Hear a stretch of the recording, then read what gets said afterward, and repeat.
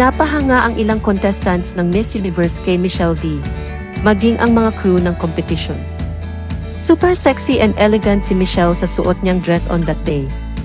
Kaya naman, napapalingon at napapatitig ang lahat sa kanya. Maging ang ibang beauty queens na sina Gazini at Beatrice ay napak-comment sa ganda niya. Here are some of the scenes sa Day 4 ng Miss Universe 2023.